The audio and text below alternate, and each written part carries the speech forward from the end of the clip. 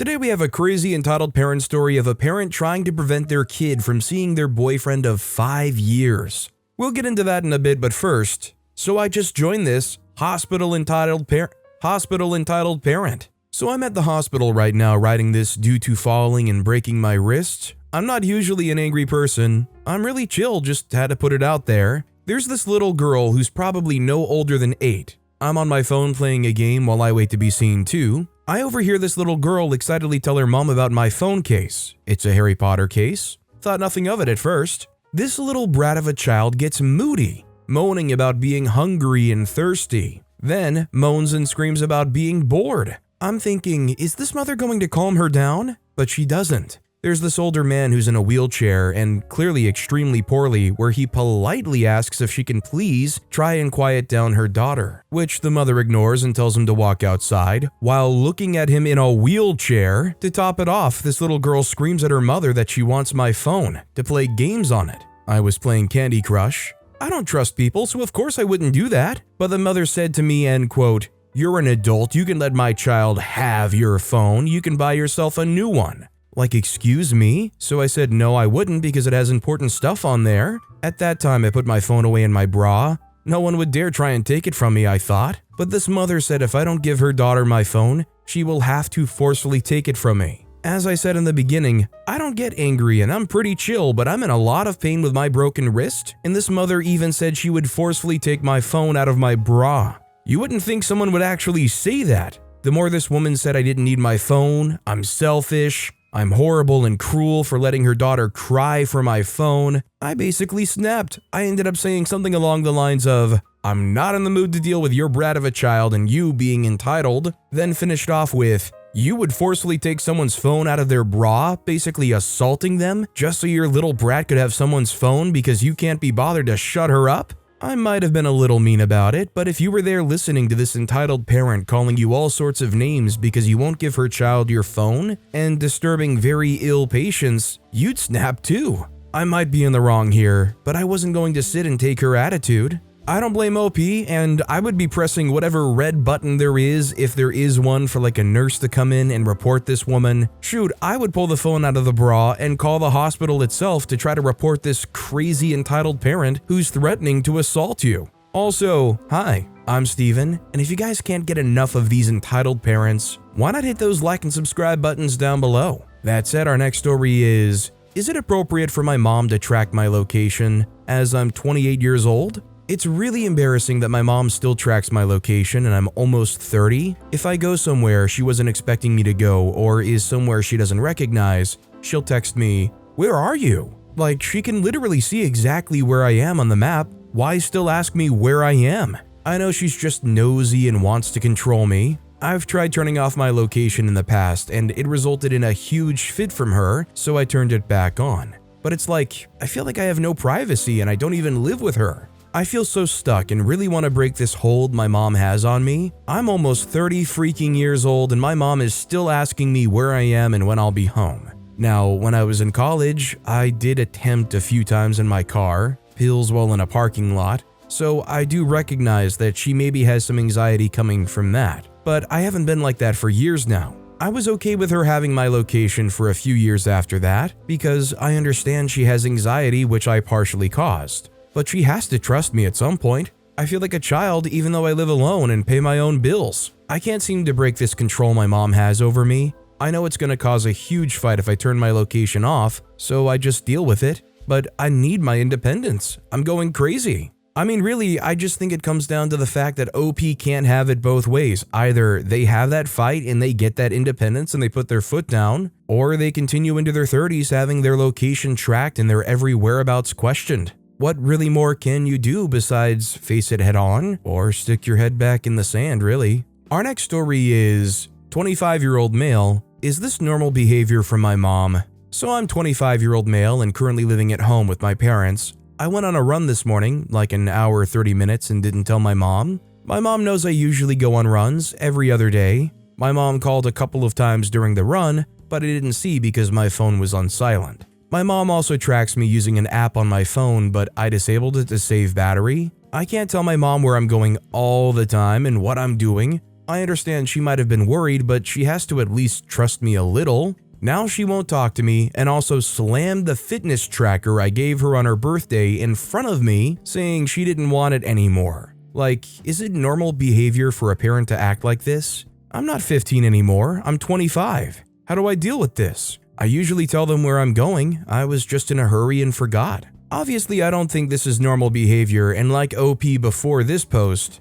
this is just not kind of behavior that you should tolerate. If she's going to flip out and slam that fitness tracker on the table in front of you, I think you kind of treat it as if you would a temperamental child. You don't give in, you don't let them win with that kind of behavior. You kind of play along and accept their game of, okay, you're mad, well, that doesn't change anything and that doesn't change how I feel, and I know I'm not in the wrong. If you want the fitness tracker back, just let me know. And you go about your day knowing you didn't do anything wrong. Our next story is, my stepsister's stepmom is making her choose who gets a seat on her graduation. The names and locations have been changed to protect their identities. I, 25-year-old female, have been living with my mom Diana and her wife Nancy since 2010, and they've been married since 2014. The divorce between Nancy and her ex-husband Patrick wasn't pretty. It was long and drawn out as Patrick had enlisted the entitled help of Annabelle, Nancy's mother, a homophobic expletive who made everything harder.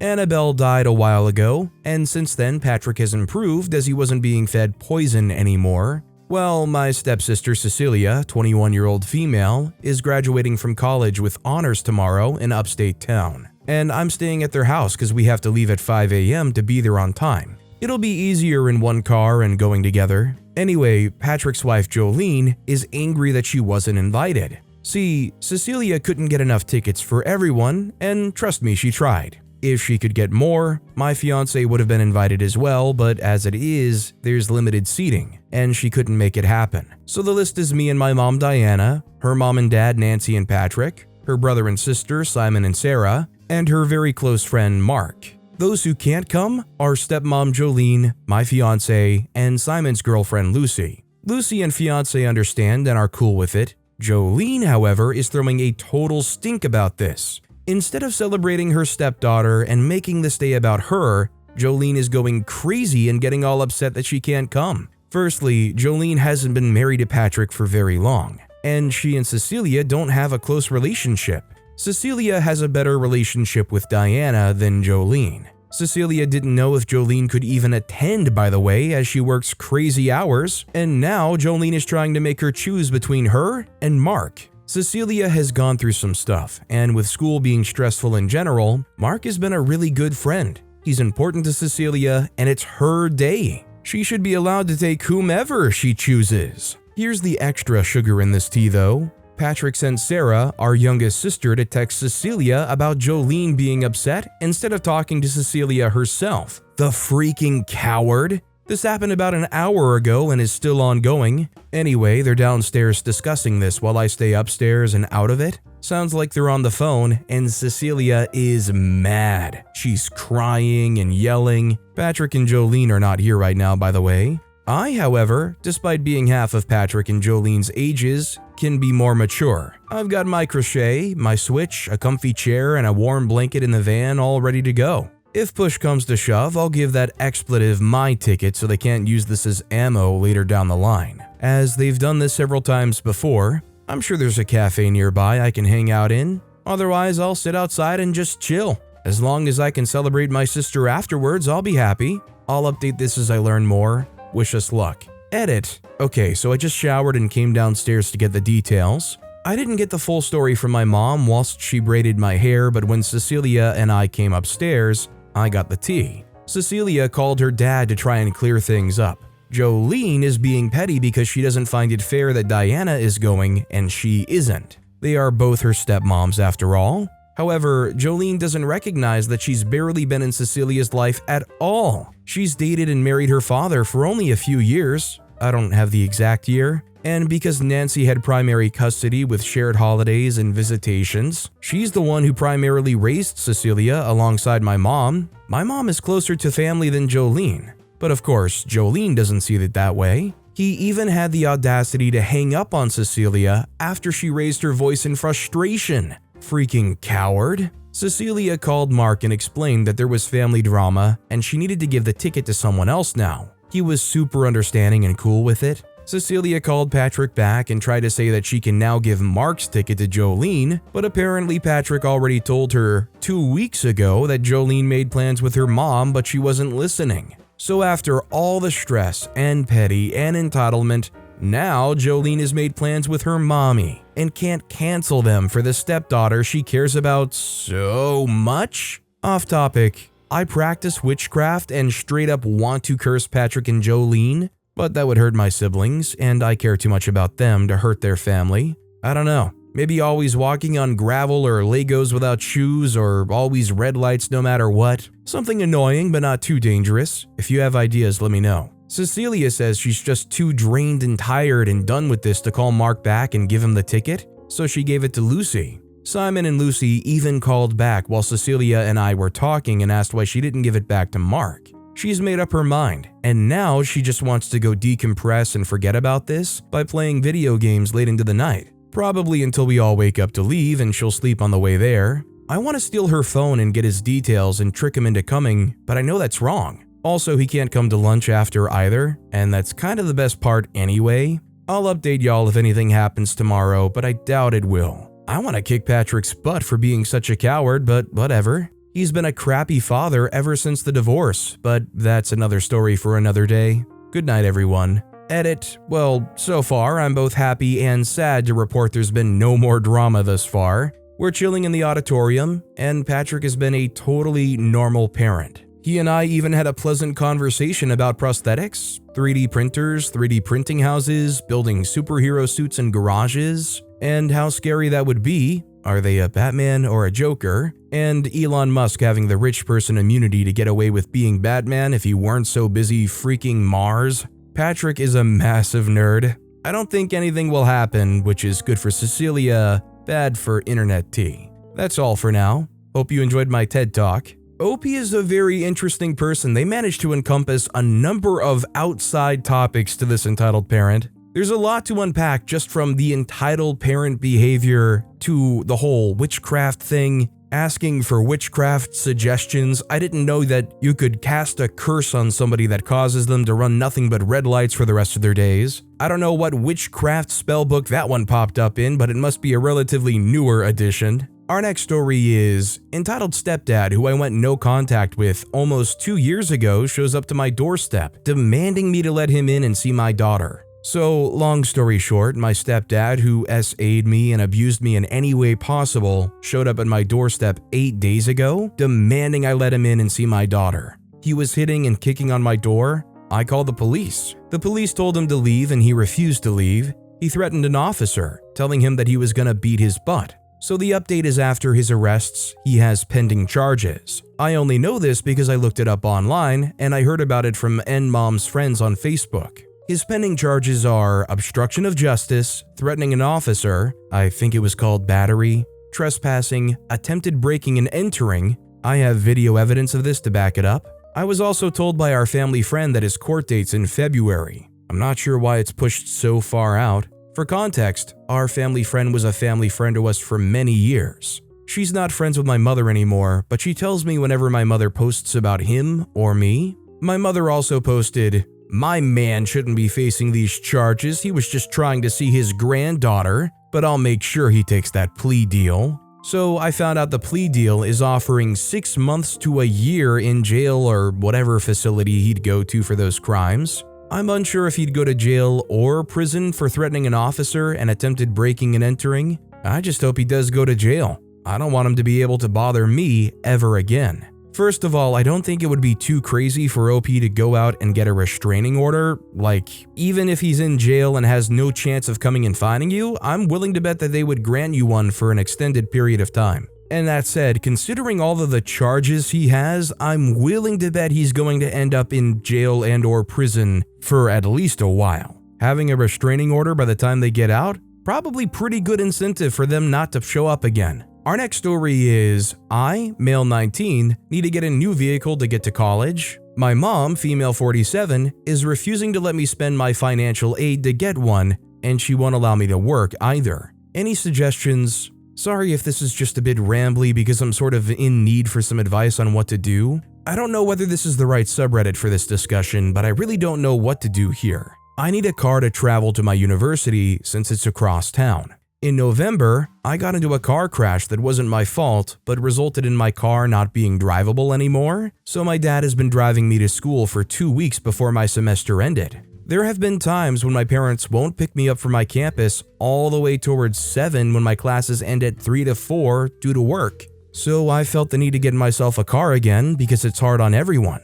However, my mom is refusing to let me get a car for myself and is insisting that I don't need one, but is instead offering me to let her take me to school. Her reasoning is because it'll cost me a fortune with insurances, as well as the fact that I'll be transferring to another university in another city, where a car is not needed as much. I was opposed to the idea due to the fact that I want my own freedom to go out with friends, go to school on my own time, see my girlfriend and leave the house. My mom, however, doesn't see this as priorities since I should only focus on studies, leaving me to just go to school and come back at times she can, or wait out myself at school for hours until they can pick me up. She also prevents me from working due to transportation and how it will ruin my financial aid, which is only partially true. My mom feels pretty manipulative in me wanting to just stay living in this house as much as I can, to the point where it feels like she's actively guilting me when I talk about moving out. She still calls me a teenager and thinks I need to be babied around. She still gives me curfews and gets angry when I don't respond or come home late, even though I'm an adult who's just wanting to be with friends. It's embarrassing that I still need to rely on her somewhat because she's going to provide rides to school for me. I'm glad that I'm moving to another university for this reason, but for right now, what do I do about a car? Should I just get one behind her back with the money and try to get some sort of under-the-table job with my dad? Or just wait till I move out and not deal with my mom being angry? I have other means of making money as well that isn't under the table, so this shouldn't be as huge of a problem as my mom is making it out to be. Any suggestions? So I think the idea of you staying at your parents' house for a longer period of time before moving out, into your 20s and whatnot, that whole thing only makes sense if you can work and make your own money. Financial aid is great, but it's almost never going to be enough to support yourself. And honestly, it would be good to just be building work experience in general now at 19, rather than say when you get out of school when you're maybe 20, 21, 22, and you have no work experience to show anybody. It sounds to me like your dad is kind of supporting you still. I mean, you said that you could get an under-the-table job with them. I think this is a situation where OP has to just be true about their convictions to their mom, even if they're angry, and say, this is what I want. I want freedom. I want to be able to work and make my own money, and try to explain the simple fact to her that you can only truly take advantage of their hospitality and living with them if you're allowed to expand upon your life, not just stay shuttered in your house living off financial aid. This next story is suggestions to cope with mean father. Hello, I'm still currently living with my parents and I've been struggling a lot with my mean father. He's getting more suffocating as I grow up, and I just want to know how to cope with his bad and suffocating attitude towards me and others, including my mother. To further understand how mean, the word mean is an understatement, I would list all of the mean stuff he has done, not only to me but to the other living and breathing organisms too. 1. He used the word discipline and punishment to glorify his abusive actions towards people under him and animals. For example, he once hit the dog from our immediate family member. He complained that the dog was too loud and very aggressive, so he punished, beaten it up, for the attitude that the dog showed towards him. For context why the dog was acting as such, it was because it was beaten up badly before we took care of it. He also did that to me, my cousins, and his younger cousins. 2. He would come inside my room for no reason while I'm in school and chuck crap around and then complain when my room is messy. And he would either publicly humiliate me or threaten me that he'll hurt me for it. The mess was just a frick ton of hair that fell from my head and items lying around on my table that I couldn't organize due to me resting from uni and my schedule being too tight. And I knew he was coming in my room because of a camera I'd installed in the room myself. 3. He would threaten me because of something. I recently had a boyfriend. He's also the same age as me, also a minor, that I didn't tell him, but my mom knew because I told her. We were meeting each other in secret due to father having a very explosive, abusive, and overall bad behavior. And just plainly wanting to spend wholesome time together talking about nerdy things we both like, such as anime and more. I would have introduced my boyfriend to him as soon as possible if he wouldn't have threatened me that he'll hit or verbally abuse me in the past. Our relationship is in secret until he saw my boyfriend's socials post with me in it. And now that he's here, he's been threatening me before he leaves for work again. He works on a long-distance job and is currently treating me like crap. That's about what I can list because it's midnight right now. But the threats have been too much and it's affecting me mentally and emotionally. And the added stress from uni. I'm currently in a very bad place, and I want to go away but couldn't due to me not having any job and my country having rules against minors working. My father feels very entitled to controlling me and the choices I pick. I know my limits, and I'm not trying to get myself pregnant because I put academics first, and my relationship is merely for inspiration to do better in general. I have dreams that I want to pursue, but my deteriorating mental health isn't helping me. So I'm currently asking for help on how to cope with this since I'm relying on him for financial support. I feel like this is a really tricky situation. I think if there's ever a situation where he hurts you or even an animal, it's worth calling some kind of authorities on them. Hopefully something would be actually handled. But it might be a situation where you have to try to cope with it while just continuing to try to work as hard as you can to support yourself to create independence away from him. I would also say it does not hurt to check whether or not your school or the universities you may go to in the future, whether or not they have support for mental health circumstances, because things like work assignments or even exams you may be able to have extra time on and prepare more for due to those circumstances. Our next story is, my entitled mom decides to bench me out for having a life. Apparently this is recent, and honestly I'm kind of glad future brother-in-law was able to see it. I went to a convention, which of course my mother decided to gaslight me over. She's not allowed to see my nephew, and I can see why. My mother, from the time I was 7 to present, is a control freak. She literally gaslit me tonight over the fact that I was at work, and I also worked a convention the entire weekend instead of calling her. She said I don't care about my nephew or her, and she's the reason why I don't mention having friends or a life. I can't have hobbies because that's weird to her. She demands me to give private emails between future brother-in-law and I to her. Like seriously, we don't even talk about her. Yet she demands I give her information. Now I know why future brother-in-law was so insistent that I cut my mother off. My mother doesn't want me to volunteer at conventions unless she okays it first, and I have to give up all club memberships, even book clubs, because she thinks they're weird. I am only her daughter when it's convenient for her, and yet I'm supposed to just be her slave. I am so done and want to just disappear at the moment, but I have to work. Apparently having a life is being her parrot. Maybe it would be nice to just move away and cut her off, but that means leaving dad to deal with her. So what do I do? With the acronym FBIL, I assumed it was future brother-in-law. I don't know, maybe it's former brother-in-law. Either way, I imagine it's nice in any situation where you have a family member who is this entitled, who is also able to, behind the scenes, recognize it alongside you. At least you have some validation that you're not going crazy trying to deal with this person. This next story is, Dad messages my wife to attack myself, my brother, and my mom. Hey son's wife, thanks for the post share. You know I adore animals. Are you a Christian believer? The boy's mother raised them to have no love or respect for God, much like herself. I pray for their soul's salvation every time I pray. Hugs and kisses, Dad. For context, my dad is 58 and has been mentally disabled since I was a baby due to a bad jump in the Air Force.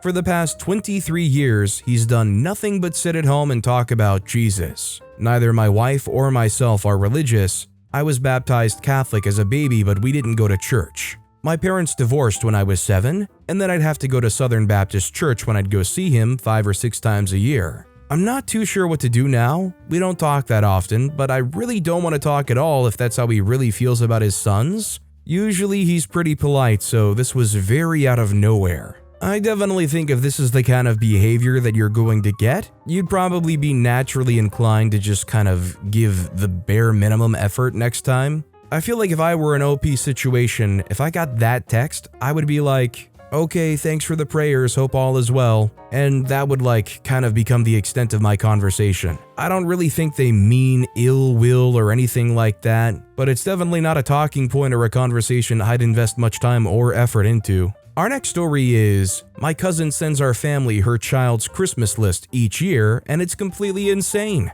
Every November, I, 24-year-old female, receive a dreaded text in our extended family group chat from my cousin, 35-year-old female. The text includes a highly detailed Christmas list from her 5-year-old, who we'll call Penny. The items are always expensive, obscure, and very hard to find. Additionally, she expects us to reply with the item we've purchased and then sends back the updated list with that item checked off. Each year, there's exactly the number of items for people in the chat. And once people hurry to claim the cheapest ones, you're left with $100 to $300 items to choose from. My cousin is an only child and her mom caters to this as well as her dad, but the rest of us are getting pretty sick of it. Last year, someone didn't follow the list and said they'd already bought something else in the group chat. And she responded that isn't what Penny wants this year, which made them feel guilty for not adhering to this insanity. Now some backstory. Penny has autism, is nonverbal, and the sweetest child ever.